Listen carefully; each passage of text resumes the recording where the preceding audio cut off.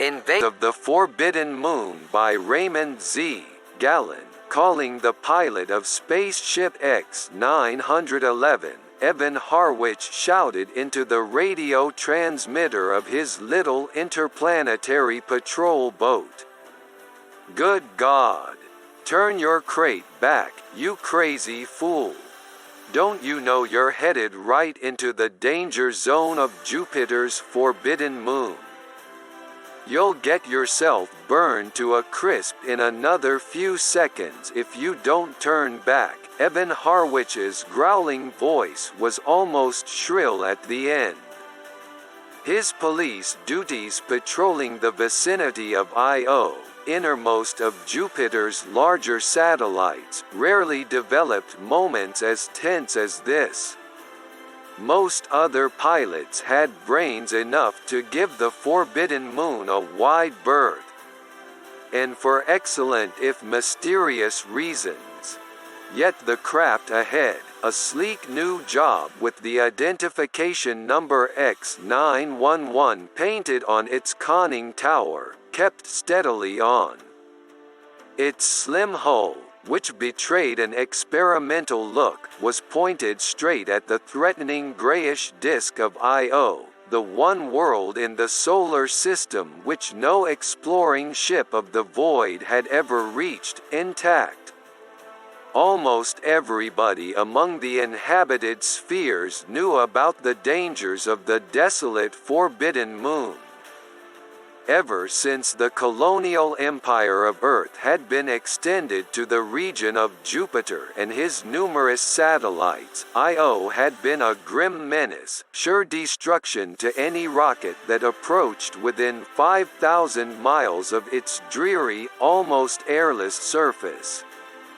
Nobody seemed to know just why this was true, but some scientists claimed that somehow there was an invisible layer or shell all around Io, an immense blanket of strange energy or force that fused and blasted the metal hulls of all ether craft that ran into its insidious web.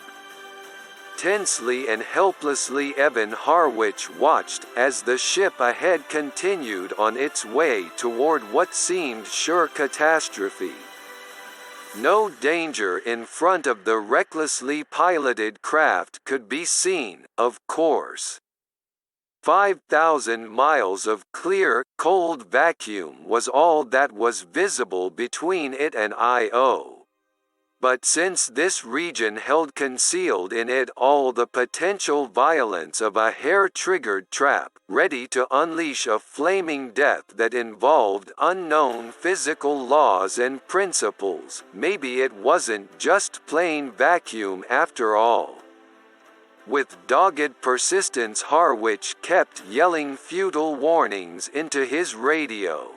His shouts and curses were unheeded, and no answer was given. He knew what was going to happen in another second.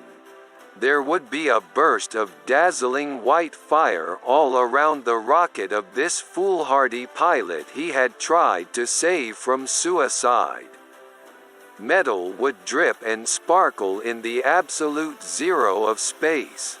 In just another instant, Harwich swung his patrol boat aside, not caring to end his own life. But he kept watching the X-911 from the side ports of his cabin. And now, something quite different from what he had expected was taking place. Suddenly the apparently doomed ship was enveloped in a bluish halo which seemed to emanate from a great helix or spiral of metal that wrapped its hull. Immediately afterward, as the X-911 entered definitely into the zone of destruction around Io, great white sparks lanced dazzlingly through the blue halo. It was as though the latter was fighting back those gigantic, unknown forces that had seemed to make the forbidden moon forever inviolable. It was as though the halo was keeping the X-911, and whoever was flying it, safe. Evan Harwich's slitted eyes widened a little in astonishment and hope. "Damn it," he grumbled happily. "That idiot's got some kind of new invention that's protecting him. Maybe the Forbidden Moon is going to be reached and explored after all." A second more that weird conflict of hidden forces continued.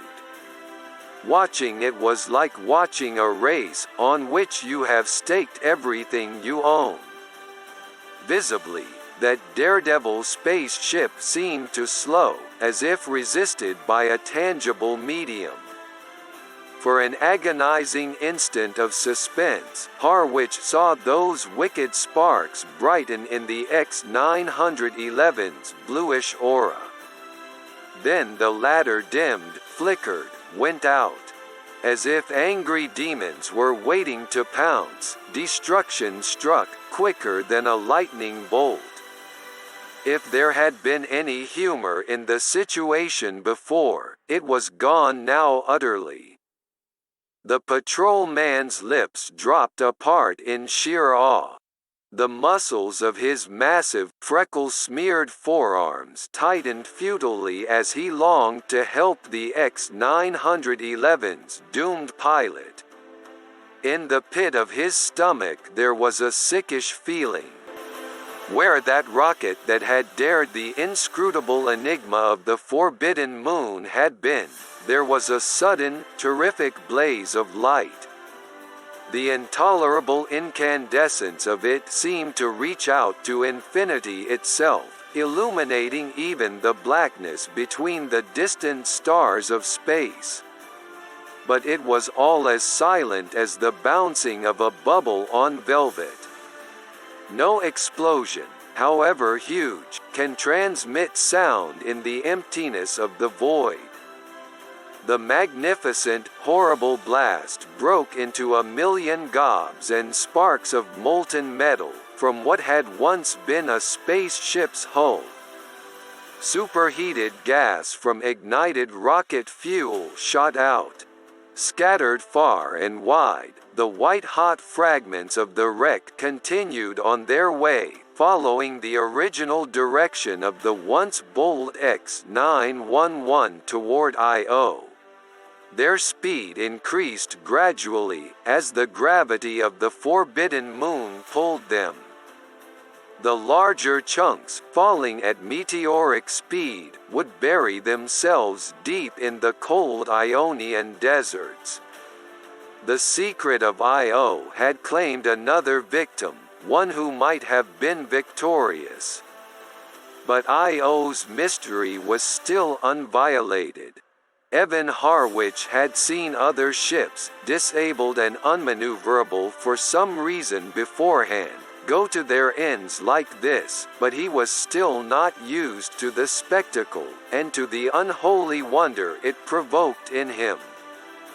Dazzled and almost blinded, he guided his patrol boat shakily away from the Forbidden Moon. There was cold sweat in his thick, black hair, under his leather helmet, and cold sweat too on his narrow, bristly cheeks. His movements of the controls were a trifle vague and fumbling with emotion, making his patrol boat waver a little in its course.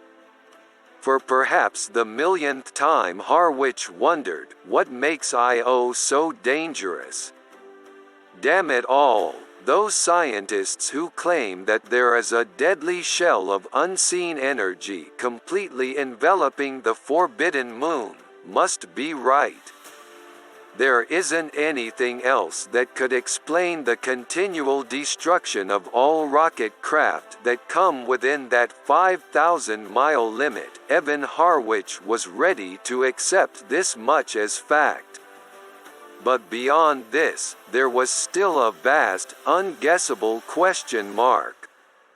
Was this shell of energy a natural phenomenon, or was it something planned, made, intended for a purpose? If the latter guess was right, who could have created such a gigantic screen of force? What kind of beings? What kind of science? Io was an almost dead world, Harwich knew. Very cold. Very little water and air. Astronomers had taken photographs of its terrain through powerful telescopes from the other moons of Jupiter. Very little could be seen on those photographs but deserts and grey hills, and curious formations which might be the magnificent ruins left by an extinct race. Evan Harwich was far from a weakling, but cold chills were playing over his big body as he groped to understand the unknown. His vision was clearing somewhat after having been so dazzled by the incandescent blast that had accompanied the destruction of the X-911 a moment ago. In the feeble sunlight, so far out here in the void, Harwich saw a second rocket, leaving the scene of the disaster along with himself. Evidently someone else had witnessed that weird demonstration of Io's destructive might too. Squinting through a pair of binoculars, Harwich read the obviously ancient craft's number. Then he snapped on his radio again. Calling spaceship RQ-257, he grated into the transmitter. Interplanetary patrol just behind you. Pilot, please identify yourself. Do you know who was aboard the experimental rocket X-911 that was just destroyed? A few seconds later he heard a dazed, grief-anguished voice speaking in response, "Yes. I ought to know. I came out to watch our test of the energy barrage penetrator, which we thought would be successful. I am Paul Arnold. The man who was just killed was John Arnold, my father.